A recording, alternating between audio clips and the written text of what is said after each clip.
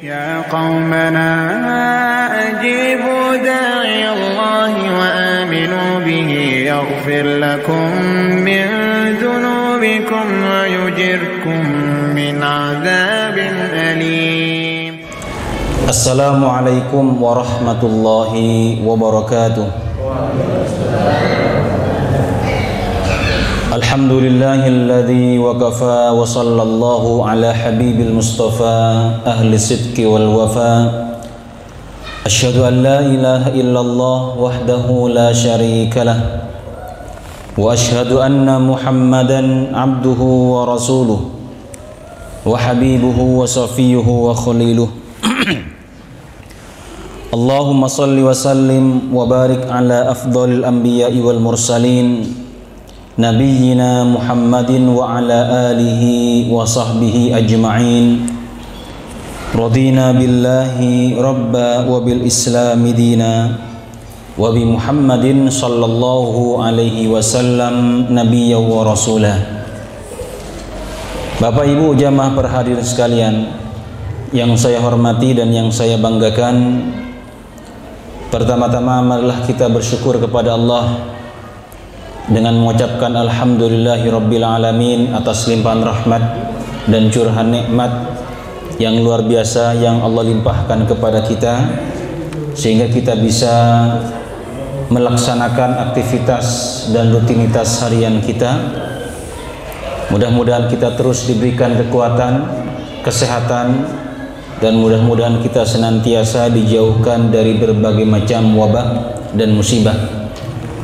Salawat dan salam senantiasa kita haturkan kepada junjungan kita Nabi Muhammad sallallahu alaihi wasallam, kepada keluarga, sahabat dan orang-orang yang mencintai beliau. Jamaah perhadirin sekalian yang saya hormati dan yang saya banggakan, kita akan melanjutkan tadabbur Al-Quran kita yang insyaallah kita akan melanjutkan tafsir surat-surat pendek, di mana kita memulai dari ujung, dari belakang An-Nas, Al-Falaq, kemudian Al-Ikhlas. Minggu yang lalu kita membahas tentang surat Al-Lahab, Abu Lahab, dan insyaallah kita akan membahas pada malam hari ini surat An-Nasr. Jadi kita membaca surat-surat pendek ini tujuannya agar ketika kita membaca surat-surat ini dalam Al-Quran langsung sinkron antara apa yang kita baca oleh lisan kita, kemudian langsung terbayang maknanya, langsung terbayang kandungan daripada surat An-Nasr tersebut, sehingga kita ketika sholat dan paham dengan ayat yang kita baca itu akan memudahkan kita khusyuk dalam melaksanakan sholat. Tapi kalau kita tidak khusyuk, tapi kalau kita tidak paham, itu terkadang pikiran kita melayang sendiri kemana-mana. Tapi kalau kita paham, maka kita akan khusyuk sehingga sholat kita lebih baik. Nah, kita akan membaca surat pendek pada kesempatan ini, yaitu suratun Nasr, surat An-Nasr. Allah berfirman, A'udzu billahi minasyaitonir rajim. Bismillahirrahmanirrahim.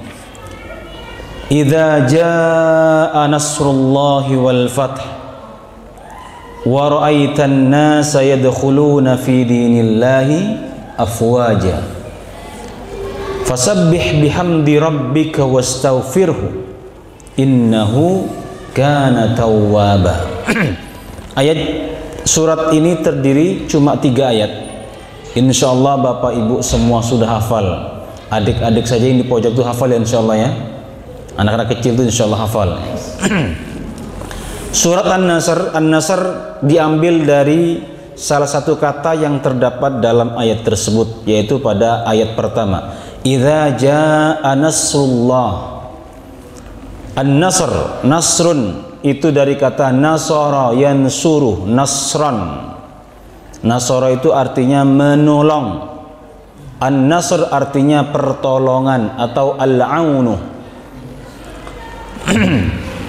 Seperti salah satu ucapan dalam tafsir Al-Qurtubi yang kita baca ini, qad nasaral ghaitsu al-ardh. Sungguh hujan itu menolong bumi. Menolong bumi maksudnya apa? Hujan itu menolong bumi maksudnya dengan turunnya air hujan maka tumbuh-tumbuhan akan tumbuh. Ya, tanah tidak akan kering, tandus. Ya. Nah, jadi kata nasara seperti kata Nasrani juga demikian, Nasrani dari kata Nasara. Jadi agama Nasrani, asal kata Nasrani itu ada yang mengatakan dari kata Nasara. Seperti perkataan Isa, man ansari ilallah, qala al-hawariyuna nahnu ansarullah.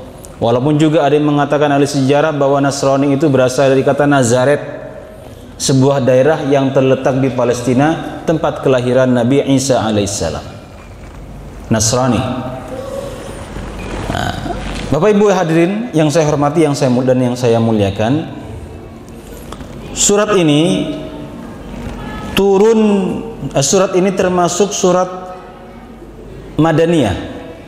Ya, surat Madaniyah. Sepakat bahwa surat ini adalah surat yang turun fase Madinah. Walaupun ya sebenarnya surat ini turun ketika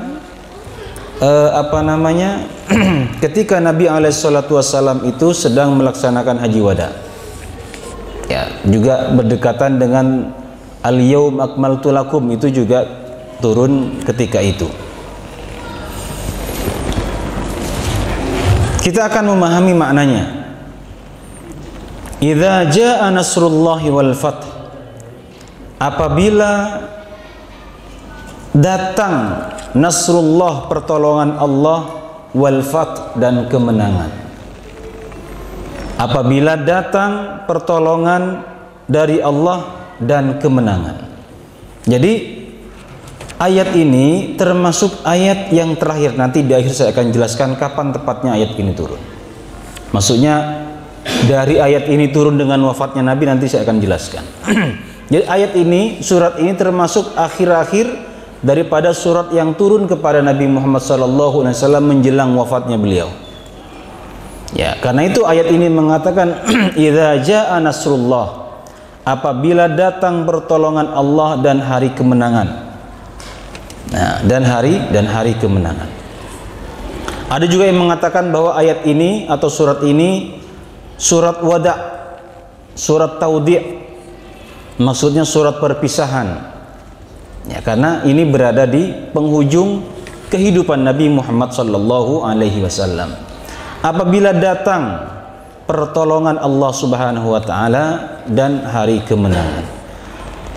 Kita tahu bahwa setelah Nabi Muhammad sallallahu alaihi wasallam itu diangkat menjadi nabi dan rasul, itu bagaimana kebencian, dendam, ya, ketidaksukaan orang-orang Quraisy terhadap Nabi Muhammad sallallahu alaihi wasallam. Bayangkan mereka orang-orang kafir Quraisy hidup, ya, mereka terbiasa penuh dengan kesyirikan. Mereka menyembah berhala, mereka menyembah bukan kepada Allah Subhanahu wa taala. Maksiat luar biasa merajalela. Begitu Islam turun menggantikan sistem kehidupan mereka, maka tentu ini akan sangat berat bagi orang-orang yang kafir. Jadi kalau kebiasaan yang sudah biasa dilakukan kemudian dihapus dengan yang lain, itu kan sesuatu yang berat. Maka oleh karena itu Allah Subhanahu wa taala memerintahkan kepada Nabi agar menyebarkan Islam itu secara diam-diam. Didekati orang yang terdekat dulu dari kalangan keluarga, istrinya, perempuan yang pertama masuk Islam. Kemudian saudara-saudaranya, di situ Nabi tinggal bersama Ali bin Abi Thalib. Ketika itu Ali bin Abi Thalib masih umur 10 tahun. Maka Ali bin Abi Thalib adalah anak-anak yang pertama masuk Islam.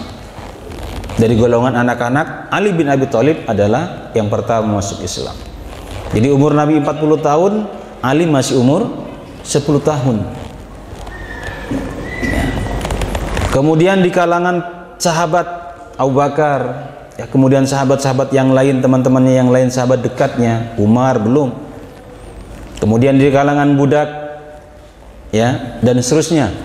Selama 3 tahun Nabi berdakwah secara pelan-pelan, secara sir. Tetapi kemudian yang namanya pengikut terus bertambah, pengikut semakin banyak, ya, di mana kajiannya Nabi. Kalau kita sekarang kajian sudah tidak ada yang mengganggu. Nabi dulu pengajiannya, majelisnya dulu di rumah Arqam bin Arqam, kemudian kita sebut dengan Baitul Arqam. Jadi pengajiannya Nabi, majelisnya Nabi itu di situ, rumah Baitul Arqam. Salah satu ulama sirah, salah satu ulama sejarawan mengatakan kenapa rumah Arqam bin Arqam, karena orang-orang tidak mengira Arqam bin Arqam itu akan masuk Islam. Nah, kemudian rumah Arqam yang dipilih selama 3 tahun. Ya, tetapi semakin banyak perkembangan pengikutnya kemudian tersebar, tercium oleh Abu Jahal, Abu Lahab yang kemarin kita bahas itu. Maka muncullah kebencian yang luar biasa kepada Nabi. Kemudian setelah 3 tahun ini, karena sudah ketahuan juga kan, akhirnya Allah perintahkan untuk berdakwah secara terang-terangan. Nah, sejak itulah permusuhan luar biasa. Umat Islam ditindas, kaum muslimin diembargo, diboikot, sehingga kaum muslimin kelaparan. Orang Islam tidak boleh belanja kepada orang-orang kafir Quraisy itu, tidak boleh dibantu, tidak boleh dikasih makan, pokoknya diasingkan. Penindasan yang luar biasa. Bahkan kemudian pengikut-pengikut di antara pengikut Islam, pengikut Nabi, ada yang dibunuh, ya, ada yang disiksa biasa. Ya, Bilal disiksa, Bilal bin Abi Rabah, karena apa? Karena dia mengikuti ajaran Nabi. Ya, kemudian Yasir dan istrinya Sumayyah, anaknya Ammar bin Yasir, satu keluarga disiksa oleh Umayyah bin Khalaf. Kemudian Sumayyah ditusuk sehingga mati. Dialah menjadi wanita yang pertama syahid dalam Islam. Kemudian juga Yasir ditusuk sehingga kemudian juga mati. Dia juga orang yang pertama syahid dalam Islam. Begitu luar biasa penindasannya, sampai mereka hijrah keluar, ya, hijrah ke Habasyah, kemudian hijrah ke Madinah. Setelah kurang lebih 9 tahun dari hijrahnya Nabi Muhammad SAW, datanglah kemenangan yang disebut dengan Fathu Makkah. Inilah kemenangan yang luar biasa yang didapatkan oleh kaum muslimin. Jadi pada tahun itulah kemudian Fathu Makkah, ya, Makkah itu kemudian ditaklukkan. Ya, tentu itu perjalanan yang sangat panjang. Setelah terjadi peperangan yang luar biasa, terjadi perjanjian Hudaybiyah di antara kaum muslimin dan dan orang-orang Quraisy. Tetapi ternyata mereka melanggar, yang kemudian Nabi menyerang mereka dengan tentara yang besar-besaran, turun datangi Makkah, akan memerangi orang-orang kafir Quraisy karena mereka melanggar perjanjian. Selama beberapa tahun itu aman. Mereka bikin perjanjian 10 tahun tidak boleh ada perang. Beberapa tahun sudah ada perang. Mereka melanggar perjanjiannya. Akhirnya Makkah akan diserang. Bukan nyerang Makkahnya, menyerang orang-orang kafir Quraisy tadi itu. Tetapi tanpa ada peperangan, tanpa ada pertumpahan darah. Maka Makkah itu kemudian ditaklukkan, jatuh kemudian di tangan Nabi Muhammad SAW. Kemudian berhala-berhala dihancurkan dan seterusnya. Nabi itu orang yang pengasih penyayang. Seharusnya orang-orang kafir Quraisy yang ada ketika itu kan dihabisi saja oleh Nabi itu. Orang-orang kafir Quraisy mereka masuk ke rumahnya Abu Sufyan. Kalau ingin aman masuk ke rumah Abu Sufyan. Karena apa? Abu Sufyan sudah ternyata diam-diam dia sudah masuk Islam duluan. Dia menjamin orang yang masuk ke rumah Abu Sufyan akan aman. Orang-orang Quraisy yang lain sembunyi di rumahnya. Hanya ada beberapa orang saja yang mempertahankan. Tetapi ketika itu yang dipimpin oleh Khalid bin Walid, jangan ada yang membunuh, biarkan saja. Mereka ada yang lari terkocar-kacir.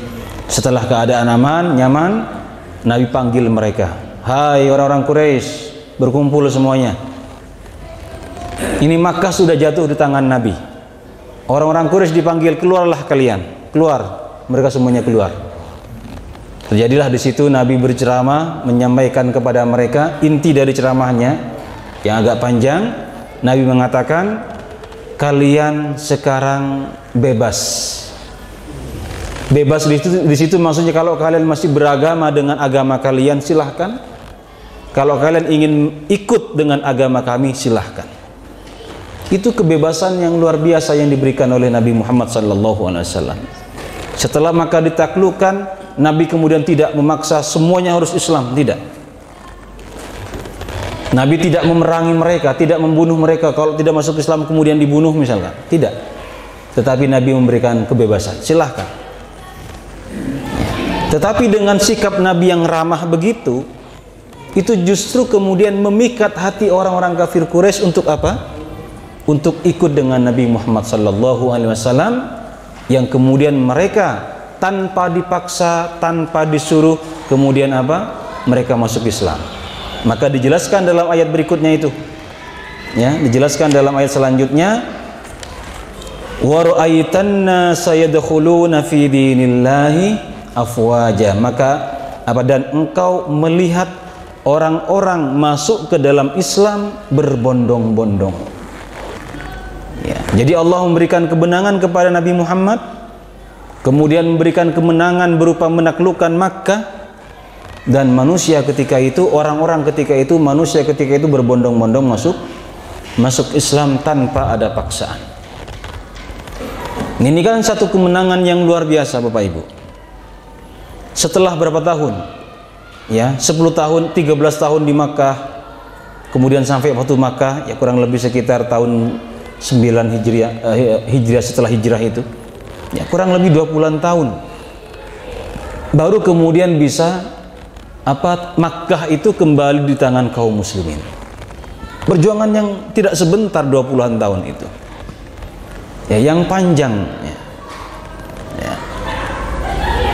Nah, oleh karena itu Bapak Ibu jamaah para hadirin sekalian yang saya hormati dan yang saya banggakan, ini pelajaran bagi kita bahwa inna ma'al usri yusra. Setiap ada kesulitan akan ada kemudahan. Ini yakin itu. Ya. Setelah berjuang yang panjang, perjuangan yang sangat lama, akhirnya kemudian Nabi Muhammad SAW dan para sahabatnya mendapatkan kemenangan yang luar biasa. Nah, kemudian yang perlu kita perhatikan kata al-fath. Ya, setiap satu daerah atau satu negeri yang ditaklukkan oleh kaum muslimin itu disebut dengan al-fath, kemenangan. Artinya itu membuka, ya, bukan sekedar ekspansi kemudian dipaksa, bukan, tetapi dimerdekakan. Sering kita mendengar pernyataan orang-orang yang benci dengan Islam bahwa Islam itu disebar dengan pedang. Ya, Islam itu disebar dengan pedang. Artinya apa? Islam ketika masuk ke satu negeri menyebarkan paham Islam itu dengan kekerasan, dengan pedang. Ya, maka kata al-fath di situ itu bukan menaklukkan, ya, bukan menaklukkan dalam arti menggunakan kekerasan, tetapi al-fath itu membebaskan, memerdekakan dari perbudakan, penghambaan selain kepada Allah Subhanahu wa taala. Maka ada yang menaklukkan Konstantinopel, Muhammad Al-Fatih, sang pembuka, sang pembebas. Jadi bukan sekedar menaklukkan kemudian membunuh, menghancurkan, tidak. Ya.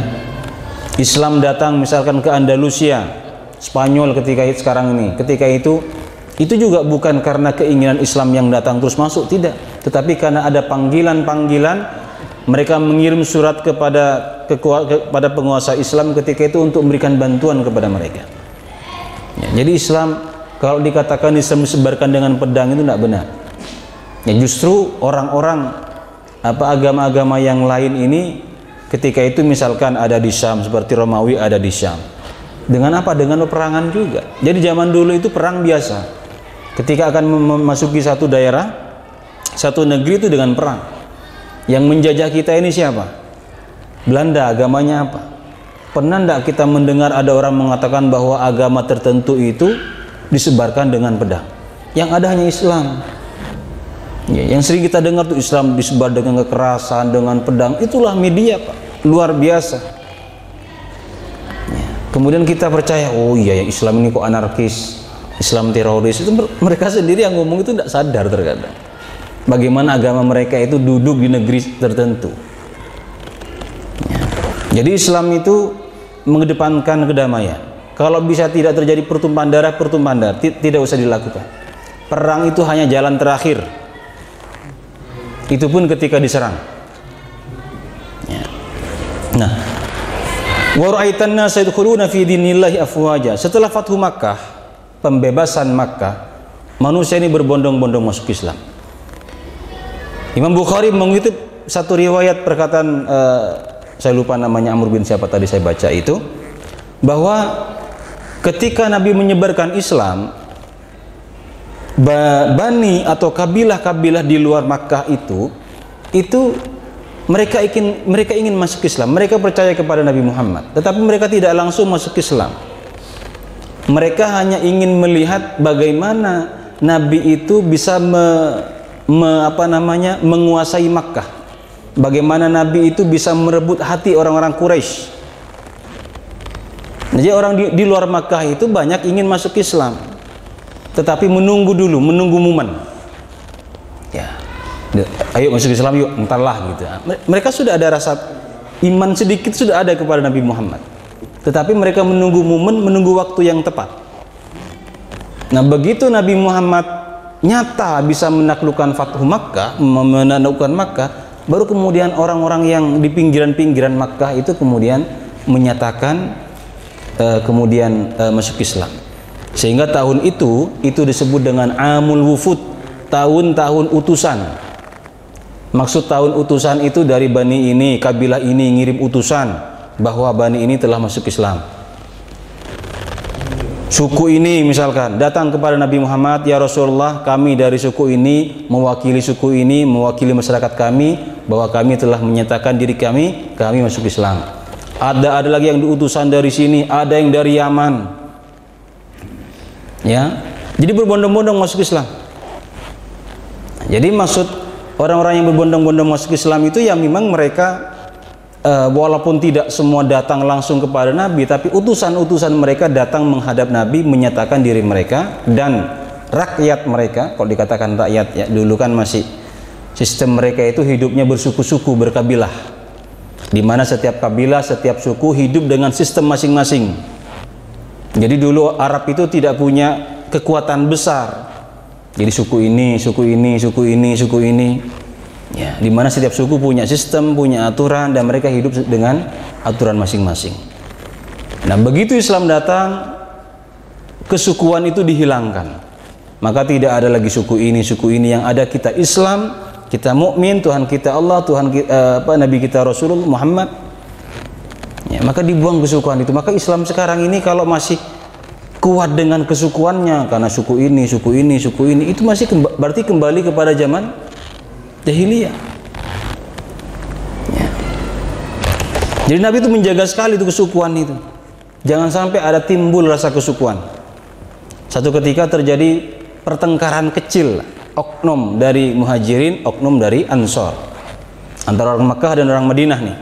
Makkah pendatang, Ansor pribumi, itulah istilahnya. Terjadi pertengkaran sedikit dalam perang Bani Mustalik, hanya masalah air. Cekcok ribut. Kemudian orang Ansor ini minta tolong manggil teman-temannya satu suku. Nih orang Bugis misalkan, Pak Ridwan Tengkar nih, manggil ya anggotanya yang dipanggil. Kemudian yang orang Muhajir, orang Makkah ini juga begitu, memanggil teman-temannya yang sama suku. Apa kata Nabi? Abida wal jahiliyah wa ana baina adharikum. Apakah kalian menyeru dengan seruan jahiliyah padahal saya ini masih di tengah-tengah kalian? Jadi Nabi sangat marah. Jadi kalau menyelesaikan satu masalah, misalkan ada dua suku yang berbeda bermasalah, kemudian diselesaikan misalkan kemudian panggil suku ini, itu bagian dari bibit-bibit jahiliyah. Kalau kita berbuat baik karena atas nama suku, itu bibit jahiliyah. Kalau kita ada orang ini kita dahulukan karena dia sama ini kita satu suku nih, itu bibit-bibit jahiliyah. Maka seperti ini itu kan dibuang oleh Nabi Muhammad SAW. Barang siapa yang mati atas nama kesukuan, maka dia mati dalam keadaan jahiliyah. Jadi dibuang oleh Islam itu. Nabi itu menjaga sekali. Maka kita semua ini saudara, kita semua ini atas satu nama yaitu Islam. Jawa kah, Madura kah, ya, Bugis kah, Banjar kah, Kutai kah, apakah, kita satu sekarang yaitu Islam. Jadi Nabi itu sangat menjaga. Jadi dulu begitu. Nanti dikirim utusan ini berbondong-bondong mereka masuk Islam. Nah itulah nikmat yang luar biasa. Kalau dalam Al-Qurtubi ini dijelaskan bahwa ada sekelompok dari Yaman, ada 700 orang di sana. Mereka Nabi dikabarkan bahwa di sana orang-orang sudah pada banyak yang masuk Islam.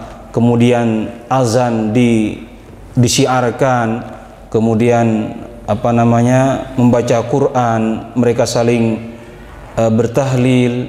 Kemudian itu membuat Nabi SAW itu bahagia. Kemudian Umar menangis, Ibnu Abbas menangis saking bahagianya, senang sekali. Ketika di Jazirah Arab di bagian sekitaran Makkah itu kemudian ketika mereka berbondong-bondong masuk Islam.